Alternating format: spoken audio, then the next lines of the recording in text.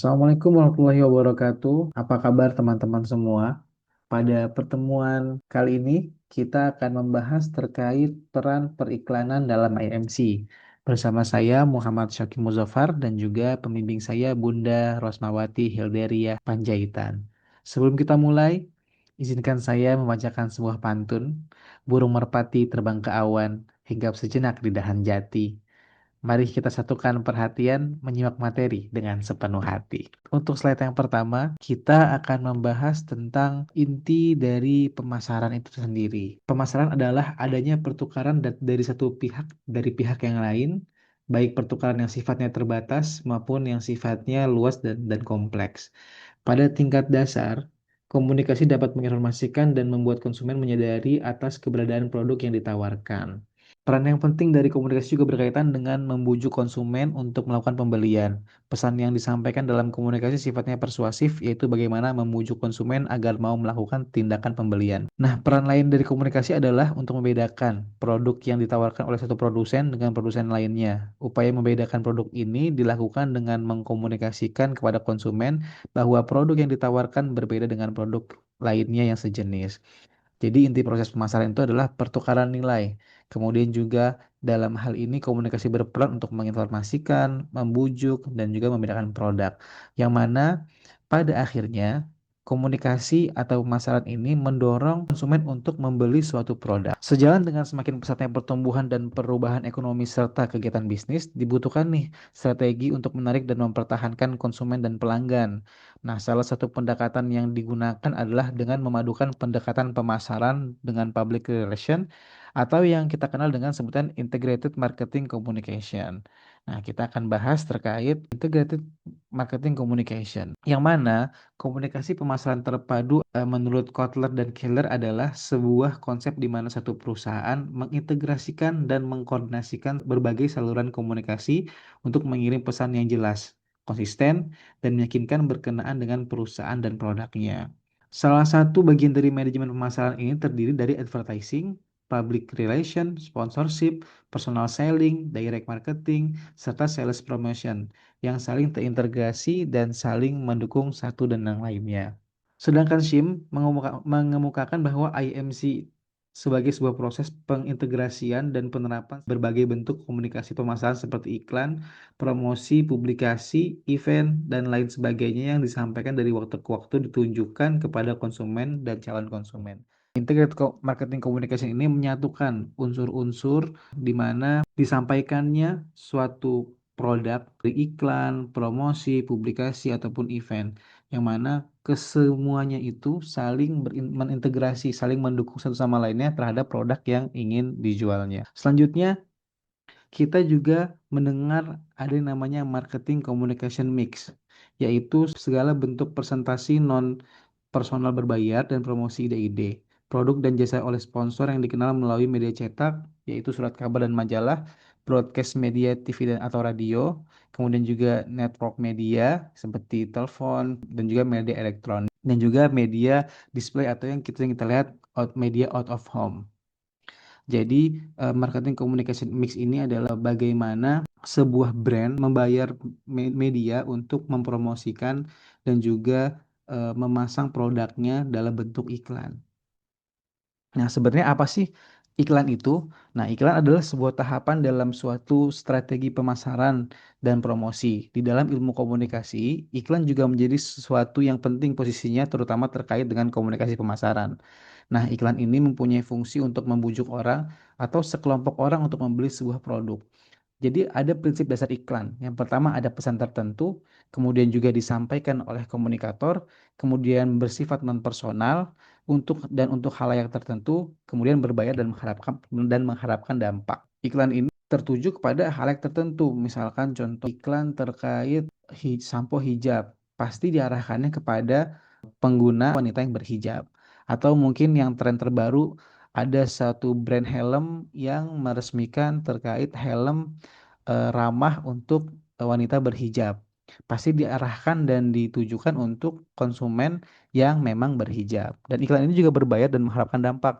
Karena nggak mungkin orang yang beriklan tidak mengharapkan dampak, yaitu meningkatnya produksi atau meningkatnya pembelian, kurang lebih seperti itu. Selanjutnya fungsi iklan. Iklan dalam beberapa literatur memiliki beberapa fungsi terkait dengan penontonnya serta kondisi sosial ekonomi dan budaya di mana iklan tersebut berada. Nah, salah satu fungsi iklan itu adalah pertama informing, yaitu iklan bersifat menginformasikan dan membuat konsumen mengetahui akan keberadaan suatu produk beserta keuntungan yang dimiliki. Kemudian juga ada influencing, yaitu membujuk konsumen, di mana iklan ini memberikan semacam rayuan. Kemudian juga iklan ini mengandung arti bahwa dengan membuat iklan diharapkan ingatan konsumen tentang produk akan muncul kembali.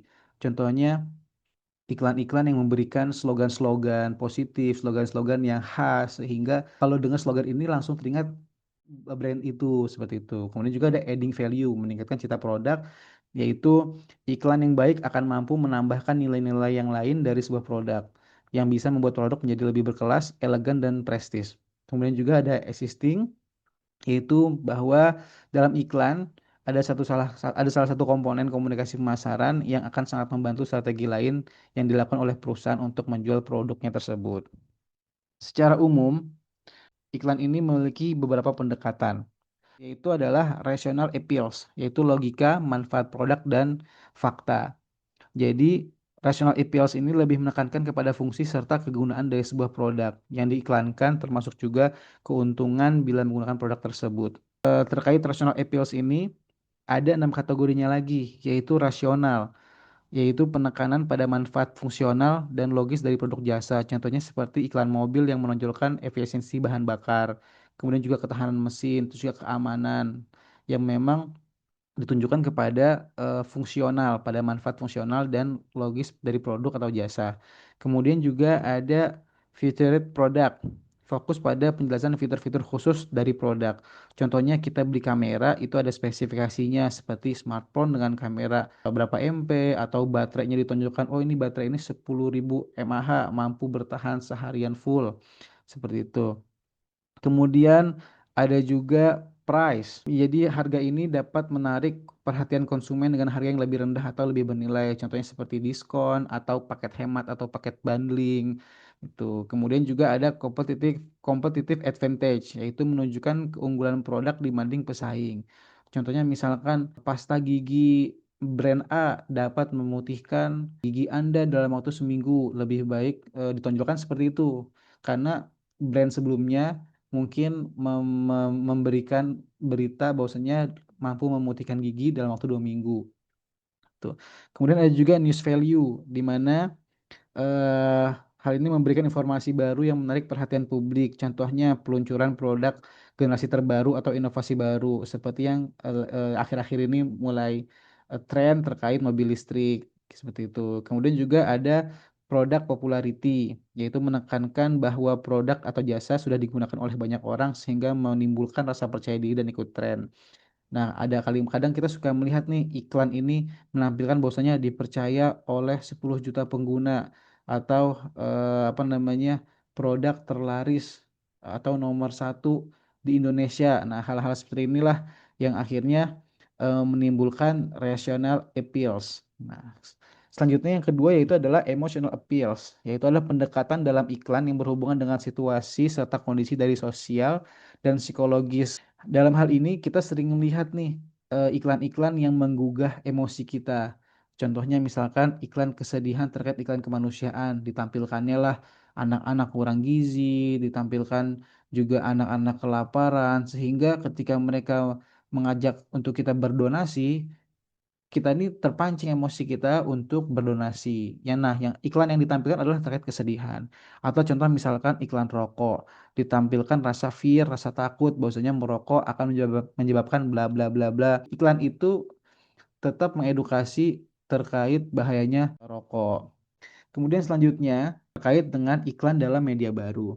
Nah, dalam media baru ini bentuknya pertama ada website, blog, sosial media, forum online, atau juga yang selama ini kita kita dapatkan juga di Instagram, di TikTok sudah mulai ada iklan-iklan. Nah, iklan-iklan ini biasanya berbentuk review online, kemudian juga influencer menjelaskan, dan juga influencer yang memakai barang tersebut, menceritakan pengalamannya, seperti itu. Ciri-cirinya adalah interaktif, yaitu kemampuan sistem komunikasi yang interaktif. Jadi saling apa namanya, saling berkomunikasi, bisa di komen atau ketika live bisa langsung sambil chat seperti itu. Kemudian juga ada dimensification, yaitu bahwa kontrol atau pengendalian sistem komunikasi massa biasanya berpindah dari produsen pesan kepada konsumen media. Nah, sementara ciri ketiga adalah Synchronous bermakna bahwa teknologi komunikasi baru mempunyai kemampuan untuk mengirimkan dan menerima pesan pada waktu-waktu yang dikehendaki oleh setiap individu peserta. Jadi waktunya ini bisa disesuaikan dengan ya si pengguna media tersebut. Kita akan berbicara terkait dengan brand awareness, yang mana brand awareness ini adalah dimensi pertama dan prasyarat dari seluruh sistem pengetahuan merek di konsumen beri keberatan, mencerminkan kemampuan mereka untuk mengidentifikasikan merek di bawah kondisi yang berbeda. Nah, jadi kesadaran ini penting karena semakin tinggi tingkat brand awareness, semakin besar peluang sebuah merek dipilih oleh konsumen. Brand awareness ini memberikan beberapa manfaat, antara lain mengurangi resiko dalam keputusan pembelian karena konsumen lebih percaya pada merek yang sudah dikenal, menimbulkan rasa nyaman dan aman, serta mempermudah konsumen dalam mengambil keputusan. Nah, brand awareness ini ada beberapa yang terkait recognition, yaitu ketika konsumen mampu mengenali merek saat ditunjukkan. Kemudian juga recall, yaitu kemampuan konsumen untuk mengingat dan menyebutkan merek tanpa bantuan. Kemudian top of mind, jadi ketika sebuah merek menjadi yang pertama kali muncul di benak konsumen dibandingkan merek lain dalam kategori yang sama. Contoh misalkan kalau motor Matic, nah top of mind siapa? Honda. Nah itu, nah inilah brand awareness dalam salah satu brand. Kemudian kita berbicara terkait dengan teori model kemungkinan elaborasi, yang mana teori ini menjelaskan berbagai cara orang dalam mengevaluasi informasi yang diterima.